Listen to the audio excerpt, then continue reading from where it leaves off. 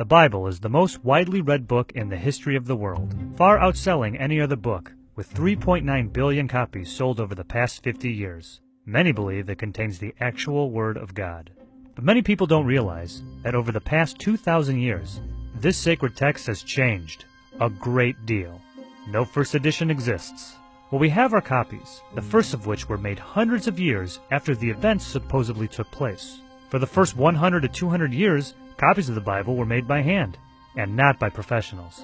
This led to many errors, omissions, and most importantly, changes. Here are the three biggest.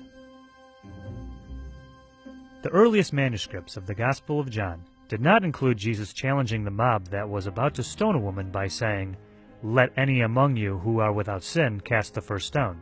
In fact, the story was inserted into the book of John somewhere around 200 to 300 years later. Bill Warren, scholar at the New Orleans Baptist Theological Seminary, told NPR, "The early church canonized books and not stories. So when it had authentic stories from Jesus in the oral tradition, they had to find a way to put it in the text." In the Gospel of Mark, we learn about how Jesus rose from the tomb on the third day and appeared to various people, including his disciples. In original manuscripts of Mark, this part of the story is nowhere to be found. Warren says scribes were seeing the other Gospels with resurrection stories, so they felt adding a resurrection story in Mark would round out the text better.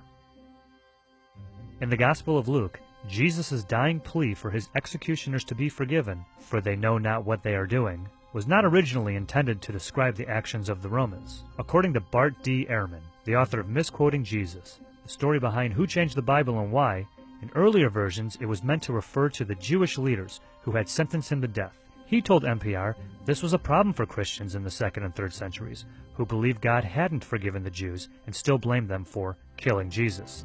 So it was taken out, only to be added centuries later and changed to reference the Romans. As recently as the 1940s, when the Dead Sea Scrolls were found, we discovered a version of the Old Testament containing alternate versions of various books, including the Book of Samuel. Scholars continue to argue about many aspects of the Bible and how it's changed over the centuries.